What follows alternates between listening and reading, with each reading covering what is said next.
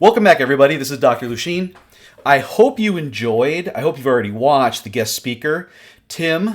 He is, I think you pronounce his name Page Badaroff. Tim is highly respected. We were very fortunate to have him speak, and I recorded it. And sure, some of the things may have been a little bit old. For the most part, I just want you to take away his lessons. He speaks on an international basis, you guys. He speaks national conferences, international overseas conferences. He's just so generous with his time and his expertise.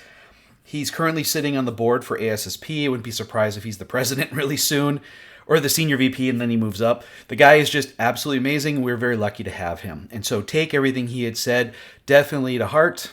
He is a great guy. I have a link here for some learning resources for ASSP, and we'll go into those a little bit. And then I've got some links for some scholarships. And I'll talk about that in a moment as well. And if you want more information about BCSP and career advancement, I did find a video. It's about an hour long, but it's free. You can look at that.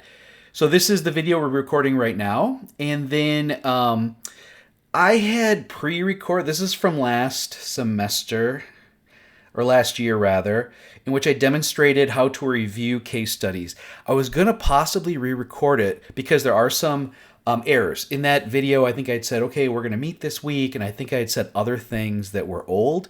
But you know what? I think I'm going to keep it as is, because this is your first step towards reviewing things. I'll talk about the problem solving in this one as well. And then for PPDP this week, it's going to be a scholarship application, and we'll get into that.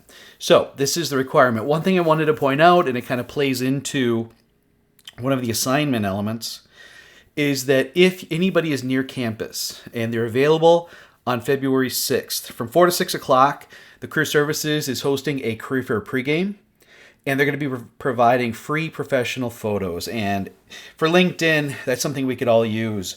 So if you are near around there, and then they're going to have some great things like I think they're having a resume review, other things like that. Excuse me, a little bit of a yawn there. Take advantage of that. If you want to see what other events are available, you can go to this link. The actual UW Whitewater Career Fair is a 3-day event, the 13th through the 15th, if you want to go to that. And then if you recall from last week, the Safety Career Fair or Internship Fair is March 6th. So it's a while down. So if you want practice, great opportunity. Okay? All right. What do I want you to do this week? Watch the 3 videos, check out all the links. I provided a lot of stuff, and we'll look at it in a moment. But I'm going to talk about the binder. The binder assignment for this course, I decreased its value from a grade perspective and put more of that into the personal and professional development plan, which I've been talking to a lot of people, because people ask, how are things going with classes? I tell them about this, and they're really excited. So I know it may be a little bit annoying because I'm not being really specific with what I want to see, but in the end, it's going to benefit you, I hope. So I want to talk about the course binder requirements so you can start putting that together. I'm going to talk a little bit about independent learning. And so if you can attend possibly the free webinar that's going to be Thursday morning at 9 a.m. hosted by the Jefferson County Area Safety Network. A friend of mine, Jill James, is going to talk about her experiences and lessons learned from hosting the Accidental Safety Pro podcast over the last 4 years, maybe 4 or 5 years. She's had over 100 episodes, and one comes out per month. Also, then, after you watch my 3rd video on how I review 2 example case studies, I want you to review 2 of them yourself. Use the scoring rubric that's provided, but then justify your numbers and provide comments. I want you to be very clear which paper it is and what you're assessing. So don't just give it a bunch of numbers and go, eh. I want to know why. Why did you choose that? How would you improve it? Or what would you recommend to improve it? Pretend you're the grader. The problem solving, I'll take a look at that in a moment as well.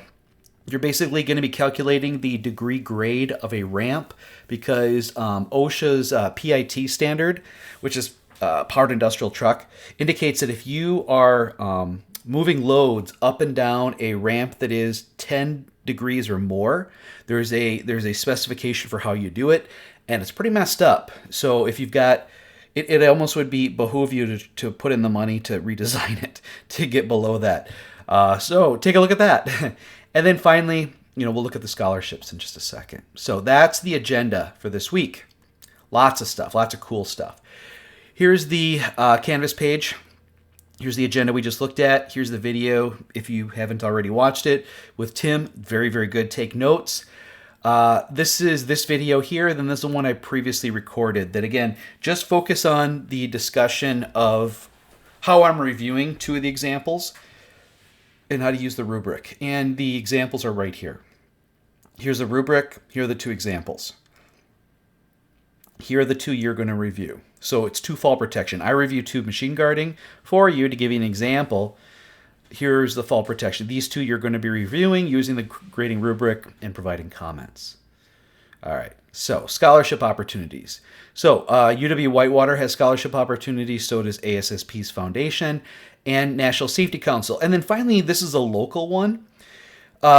It's the Wisconsin chapter ASSP. They haven't updated it yet, but if you can't get into any of these or don't want to because you have to sign in, I think, for all of them, you can use this application for your assignment. The demo cutting tool, you know what? We're not going to go there yet. We'll do that next week. I'm going to delete that. Isn't that funny?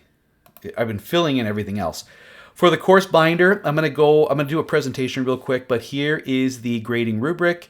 Here's an example of a journal. We'll look at that when we go through the assignment. Here's the description of the case study that you get when you're a capstone, and then the rest of the stuff. Here's the problem solving. So that's everything that's here. So again, let's go back just 1 second to the agenda. What do you have to do this week? Provide notes for all 3 videos. Participate in independent learning activity. So that could be attending the free Monday or Thursday morning webinar with Jill James, going to one of the UW Career Prep events, or you yourself go find a learning opportunity through LinkedIn Learning or ASSP. And I'm going to show you that in just a moment. There's a lot of free stuff you can check out, and then just provide a summary of lessons learned or a summary of your notes while watching. Number 3 is review 2 case studies. I had just talked about that and pointed those out. You're doing the 2 fall protection. In the 3rd video, I review 2 machine guarding ones, just so you kind of see the cadence of how I go through it and what I'm looking for. And we'll be doing this each week now, up till a certain point, because I wanted you to get good at learning how to evaluate so that you know how to put one together. Then the problem solving is, again, calculating the slope. And then the last thing is, I want you to select one of the scholarship opportunities. Ideally, it's one that you actually want to apply to. If you can't, default to the Wisconsin chapter one, and put together a submission for me. And then, if you're not going to do it, you just fill out the intellectual parts. No, I'll have you do it all. Yeah, that's a good idea. And then if you actually submit an application, let me know. But the Wisconsin chapter ASSP one, won't be due until the end of March. But if you want to fill it out now, they don't change the form. They just update the numbers on it. They usually have me do it. So that's how I know. I designed it. Okay. Let's see here. So that's everything that's here. So let's, first things first, let's go through some of the scholarship pages. Let's see, where's the...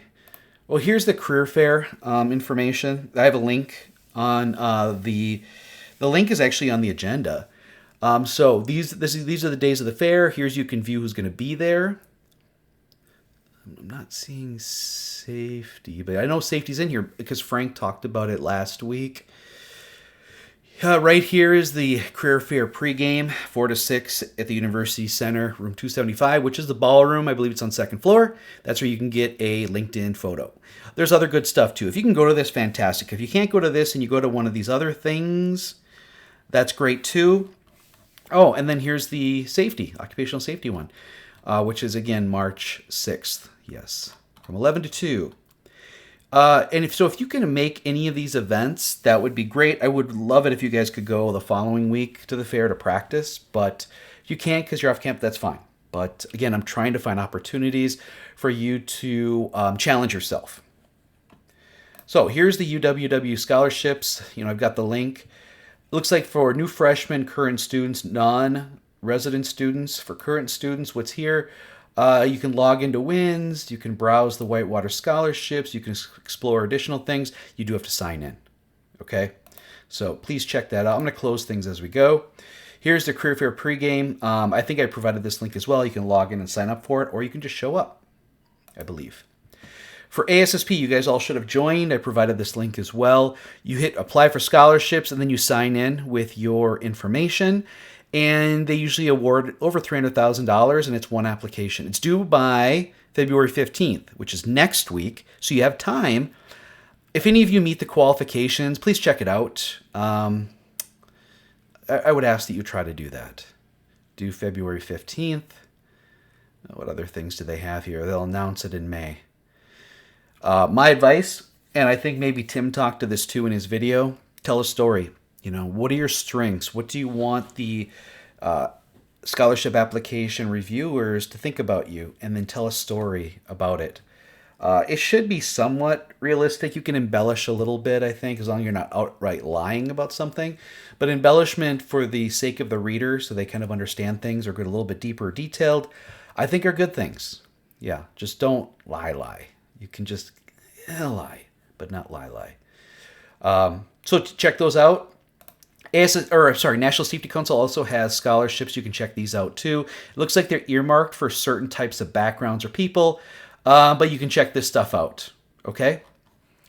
And then for the learning, if you can't make the Jill James thing, and it should have been sent out to all students. If not, email me and I can send it. I think the deadline for sign up, though, is February 5th. I'm not sure. But because it's a webinar, it's not like we're ordering food or reserving space.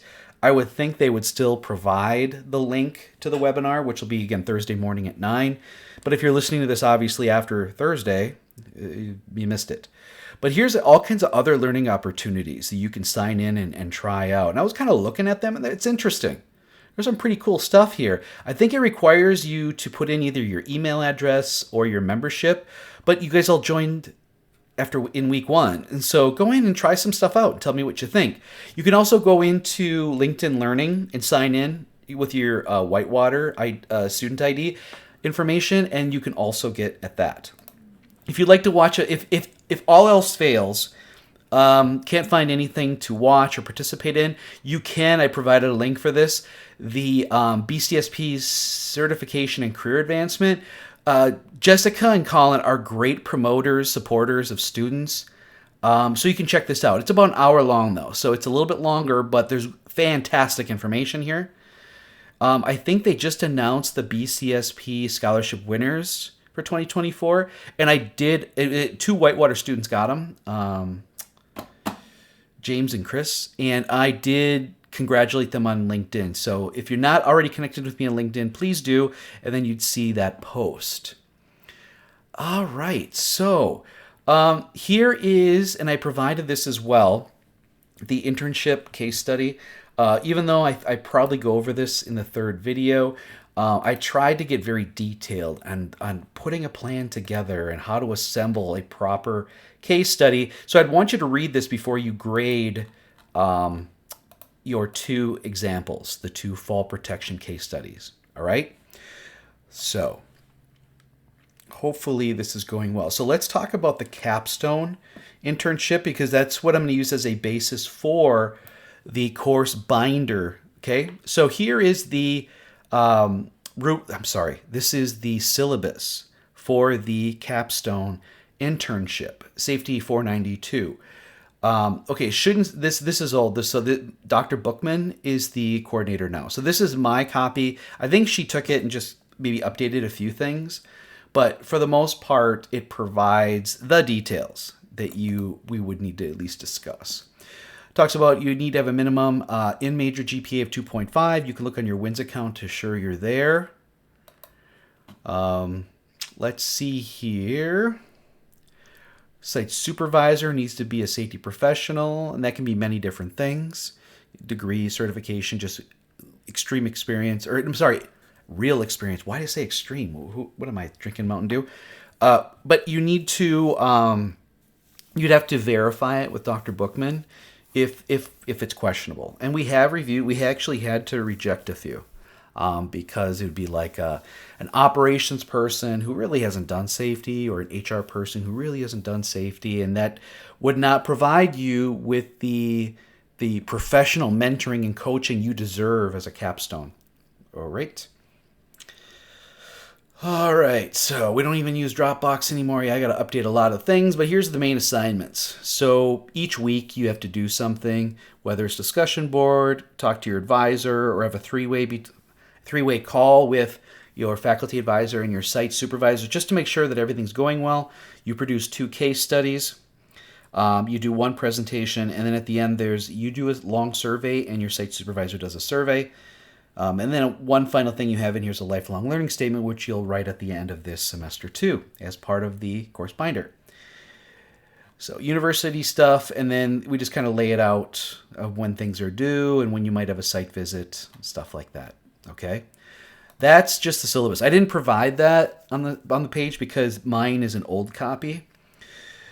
So let's go ahead and go through this presentation. I think I have to reverse it so you can see it. There we go.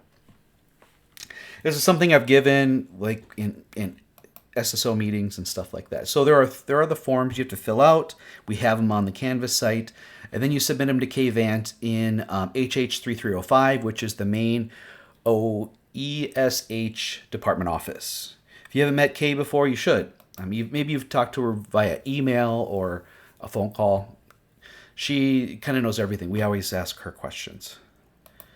I think she's been around longer than all faculty, even Dr. Tavera. She's been here longer. And here's the third thing. And now there may be a few updates, but I'll put those on the website because Dr. Bookman did send me some updated things. So we want, when I just give this out, when I do this in other classes, I talk about creating a plan for your internship search and application, which is exactly what we've been doing in this class. Here, just give some examples of things you could look at. I think we've been doing these things. Maybe not so much on the cover letter content, but you can reach out to Frank and his office, his colleagues to get that. Here's some employer comments. This is back from 2019, but we still get a variety of responses, but not as many because we have tried to attend to these. With some students I interviewed, they answered some very basic and generic answers. They answered with some very basic generic answers with no specific examples. Be sure to have students have examples in mind. Yes, that's why I'm putting you through some of these exercises that we're doing now. And to be doing as many case studies and stuff like that as possible so you're gaining experience. Another one, also be sure to have students ask questions about the company in general. The company's, they use the term incident rate. It's incidence rate, but that's okay. How many recordables the company had in what current or past years, and or anything related within the safety and health field. Also, please stress the important students turn in a one-page review. I already had some one-page review. I already had some resumes that were okay. They only want a one-page resume. I think that's what they meant to say, a one-page resume. Frank had talked about that. I know some of you have a little bit more, but they prefer one page. Again, the resume is meant to get you a call for an interview, not to get you the job. The qualifications, so for summer, minimum 12 weeks. Fall, spring, 15 to 16 weeks. What you want to do is start either on or before the start of the semester. And you can look that up. And then it goes through the end of the semester. And again, you can look that up too. As far as taking days off, you got to work with your the company you're working with. Because they're basically hiring you and then you're completing work for something else. So it's sort of a complex, work situation, school situation, but it seems to work so far, but you need to be employed for the entire semester. Site supervisor must be experienced. Again, we'll assess that. All of your time should really be dedicated to EHS. It really should. This over 50% thing we had to put in there were for special circumstances, specifically when students can't find something out in industry, and so then they do the unpaid internship through OSHA. I think we had an unpaid through a hospital once too, but we had to make sure that they were, at least 50%. But for most everybody else, it's 100%. Site supervisor needs to be available every 3 to 4 weeks for a conference call, and you coordinate that with your assigned faculty advisor. We want you guys to go to the fairs if it's at all possible. I don't believe there is an online option for the campus-wide one, but we do have online options for the safety one on March 6th. Please try to take advantage of those. Some of the goals of the capstone internship is to gain hands-on experience, but also to demonstrate knowledge and ability, demonstrate professionalism and confidence, and create an artifact of accomplishments. So that's something that, yeah, you gain experience when you do one that is not heavily supervised, but these other things aren't documented. It's not a demonstration of your ability to do things, whereas that's what the capstone is. That's why we don't count previous internships towards your capstone, because those were just you kind of learning on your own. It wasn't as, metered or measured as the capstone internship. Let's see. One thing you want to do in your interview is impress your boss. That's honestly, if you focus on that, things will go good. If a position is not available, use the internship to document your accomplishments to develop a professional network. And whenever you go for an interview, you should share, kind of how you structured and kept your notes and how you learned. That's what people want to see. Are you capable of learning? Are you capable? Can we trust you because you have a system in place to make sure you show up at a place at a time and can do certain things? What you want to do is, once you have the internship, definitely create a plan of work. There should be primary, secondary, and tertiary objectives. The big ones, the primaries, would be more along the lines of case study level stuff, in which you're going to put a lot of time, but it's going to take time too, because you're probably asking for information from people or waiting for something to be ordered and delivered, or testing or piloting something.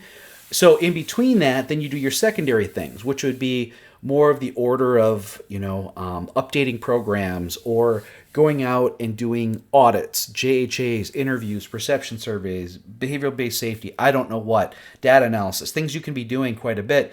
And then in between those secondary things, the tertiary, where you can just go out and do little things real quick. They're always available, but they're low priority.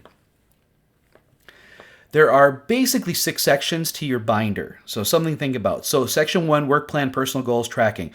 We're expanding on that in this class through the PPDP. That's what this is going to be. It's going to be much more detailed. This has been kind of, previous to this, it was a little bit of an ambiguous section.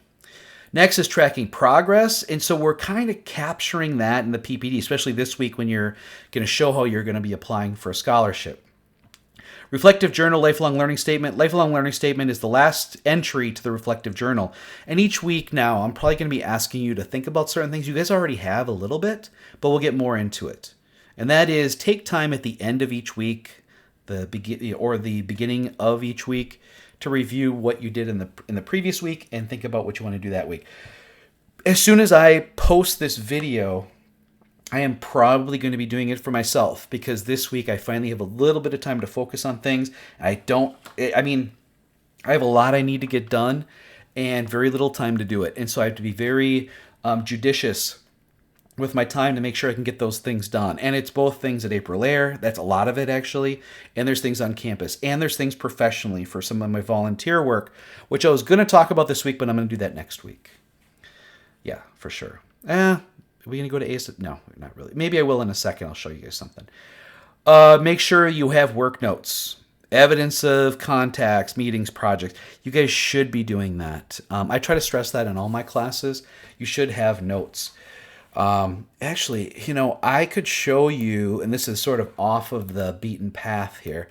I could show you, really quick. I'm just going to open it up quick. I'm going to show you some of my notes that I've been keeping at my job. And you might think, well, why would you be doing this? I do this because I'm so busy that if I didn't do it, I would be in pretty big trouble. So let's go to, do I have a 2024 in here? I'll sort it by date. Is that the last one I have? Yeah, it would be. Here we go. So here's some of my notes. So this is from Wednesday, January 31st. Yeah, because Friday I had to be on campus, Thursday and Friday. Wednesday, it's a little bit empty there, but you see I'm keeping notes of things. And the idea being is these are the people I talk to, these are the things I'm working on, this is stuff I need to do, and then I review it. And I even drop photos in here of stuff. I got to make sure we ordered a proper sling, because the one we ordered, not good. Here was an accident. I'm just documenting what I found. But But a lot of the stuff is meant to kind of keep me in order, and this is how I'm tracking when I need to change out filters for an air unit. This was a chain stretching device that was purchased by one of the maintenance guys, and he gave it to me, and I just want to track what it is. Again, I'm tracking the manometer. We had a shift do a very messy job, and so we had to follow up on it. This looks to be like noise monitoring. Again, this is where I got this thing kicked off. I had a rough few weeks in November. So you can see here, I'm keeping a lot of notes. And I did a lot better when I started. As I got busier, it became a little bit more difficult. But this becomes a journal that I can look back on now. And I hope that at some point I can revisit it and add more. So I want you guys to be doing this stuff. You have to do this stuff. The students who do it are like, oh, it's a pain right away. But when you're out doing your internship, when you're writing stuff down, it saves you. So my journal has saved me more times than I care to admit, because I can look back on something that I kind of forgot about. And it keeps me in order. So case studies, we'll talk about those. You're going to start reviewing them every week for a while until you do your own. And again, it's a demonstration that you can be almost sort of scientific to evaluating something and coming up with recommendations with either value-based assessment or cost-benefit analysis. That's sort of the standard for our practice. And then appendices is anything else you want to put in there. You'll be assigned to one of the faculty advisors. It's based on who's available to be assigned to supervise. I used to do it all the time, but some of the courses I teach are at a point where they don't want anybody else to teach them because I'm so comfortable with it. So I've been kind of pulled away. Sometimes over the summer they need somebody and I get to do it then, but not so much during the year anymore. And that person is meant to be your contact who will answer your questions and answer questions of your site supervisor and make sure everything is moving along swimmingly. In my days, I used to encourage additional opportunities for my interns so that they get practice at training and doing other things. I don't know if everybody does that. Each 2 weeks, you'll have a peer discussion. And the great thing about this is what will encourage you to, do some networking, to do some LinkedIn work, to start searching for a job and interviewing and stuff like that. This is something I had implemented, and I believe it's the reason why we have more students hired before graduation, because they're thinking about it and supporting each other and challenging each other. Document your work like I showed, and at the end you do a lifelong learning statement. I can provide examples of that. And actually, I've got an example of a reflective journal too posted. Do I have it available to be looked at though? No, it's just a link. Just a link. Just going to look on here quick. Yeah, it's just a link. But you can take a look at that. Former student of mine said I could share it with you. He did a really good job with it. It probably gave me more of an idea of how to do mine. So yeah. Then the case studies, and this is where, again, I want you to become a good critical reviewer of them, so then when you write them, you have some insight into what it should say and who it should speak to, actually, as well. And it's got the same rules of any reports that I have students write in my classes. You should have other people look at it. You should be referencing the sources that you're utilizing to support some of your contentions. At the end of your internship, you do a presentation of one of the 2 case studies. Guess what? We're going to do it in this class too. So one of the 2 case studies you select and do, you could get to do a presentation. It should be shortened to the point, just like almost like an elevator speech. So I'll try to keep it to less than 5 minutes, but you can go up to 10 without me starting to say, move along.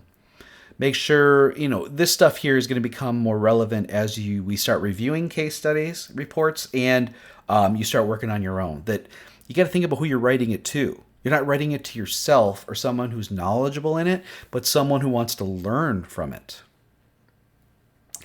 Well, you will do cost-benefit analysis or value-based assessments. So what you've done in your assessment is this, whatever situation could potentially cause, harm or damage, and it could cost the company money. Or it maybe already has. Maybe you've got data to show it. And the idea is if nothing's done, it's going to continue to be there. There's always a chance for it to cost the company, equal or more money. So therefore, let's correct it. And this is what it's going to cost. And if it is corrected, then we're not going to realize these losses. Therefore, it becomes a savings. But you don't want it to be, we're going to spend $3 million to correct something that only costs $10,000. Obviously, that's not going to be justified. But you should be able to show there's value in it. There's different types of ledgers you can use. I think in 483 we talk about this more than anything, and there'll be some examples also in your capstone content. And here's more information that's going to be on your case study stuff for your capstone. I showed this before. I provided it for you to look at in Canvas. This is meant to help you better understand, how to build and use the resources you have for your case study reports. At the end, you do a survey. Your site supervisor does a survey. You write a lifelong learning statement. Everything gets graded right at the end. You need at least a 70% or better to actually pass your capstone. It used to be just it is pass or fail, but you have to get a minimum 70, so you can't blow off the discussion board or other assignments, or just do really poorly on the case study reports or forget about the binder. You get below 70, you got to retake it. You got to do another internship before you graduate. In addition, if you're fired at your internship, it's an auto fail, and you got to do it again the next semester. That's happened a couple times. One question we get from students is, when do we start our job search? Well, you got to think about how long it takes to go through a job search. A company posts something. They usually keep it open from anywhere from 2 weeks to possibly 4 weeks. And they have to review the applications, and then they call, a group, and they set up interviews, and that takes another 2 to 3 weeks. And then after that, they have to make a decision, and maybe there has final approval. So it could take, 2 to 4 is short. So it's probably more like 2 months after posting before someone gets hired. And if you're going to be finishing up in 2 to 3 months, you should probably start looking almost right away. And never assume that you're going to keep a job wherever you're interning, even if you've interned there before. I've seen, I'm just going to let you guys know, I've seen way too many times that somebody's like, yes, we'll hire you right after your capstone internship when you graduate. Therefore, the student, like in this class or during their capstone, they just go, I don't have to do that stuff. I've got a job waiting for me. And then a couple weeks before graduation, their boss comes back to them and they say, I am so sorry. They cut the funding. We can't hire you. And now what do they have? They didn't use the time they had or follow the assignments because they thought they had something. Don't ever assume. You break down the word assume, makes an ass out of you and me. Use this opportunity. Use all your opportunities to find options. Until you sign on the dotted line and everything's been approved, there's still a chance it could be taken away. All right? All right, that's all I'm going to say about that. I didn't mean to scare you, but it's the way it is. As far as being hired before graduation, we do have more students, more consistently. We're up around 70% more consistently now. So 7 out of 10 students are hired before graduation. And what do we mean by that is they have already accepted an offer prior when they do the survey, which the survey needs to be completed a week before the course is over. So it's actually weeks in advance of graduation. You could see the salaries. They've been very good. They've been coming up and they're very good. But it does bounce around. So don't expect that you're going to be starting out at 70. That happened once as far as the median. It's mostly in like the 55 to 60 range. All right. Some professional advice would be make sure you are inquisitive, that you're respectful, that you take a lot of notes, ask a lot of questions, but then do the things they ask you to do. Always remember, don't blame the worker. Safety is an attribute of work. Make your boss look good. Your network is your net worth. Write that stuff down, tattoo it. Not really tattoo it, but finally, again, a lot of people, we've had students in the past go, the only time I really think I learned something was doing my internship. Well, it's a different type of learning. It's an immersed learning experience. That's where you actually get to do hands-on and see things. But it's your education. We're trying to develop your learning technique so that when you take it into the field, you're able to consume more, absorb more, and recall more. And that the techniques you use to capture what you're learning are meant to be more sustainable in your ability to practice. We cannot solve our problems with the same thinking we used when we created them. Albert Einstein, most definitely. That's why learning is so important. If you have questions, you can reach out to Dr. Bookman or myself. We're here to help you. And that's everything with the capstone, you guys. So I'm pretty sure that's mostly everything I wanted to cover, other than here's like this is the course binder grading rubrics. You can see all the parts and some of the notes that go in here, and I did post this for you. And I like this quote: if you cannot provide documentation, it didn't happen or you don't have it. OSHA compliance officer. That's kind of funny, but it's pretty much true, right? That's really everything. Sorry that the third video is going to be not as up to date, but just focus on the part where I review the actual case studies themselves, so you can get that information. Select one of the scholarships. I would really like it if anybody felt like applying for an ASSP scholarship. And if you want to reach out to me, I can give you some tips, or I can review it before you submit it. I think that'd be awesome. It's not due the 15th. This stuff isn't due till the 11th, right? 12th, sorry. That's the next Monday. That's right. Forgot, you guys are Monday and not Sunday. That's pretty much everything for now. So there's a lot of stuff here, but you should be able to bomb through a lot of it, get through a lot of it quickly. And if you can participate in any of the things that are being offered this week or next, either through UW or through webinars, that would be fantastic. I'd really appreciate it. So thank you all for sitting through this, and reach out to me if you need help. Thank you.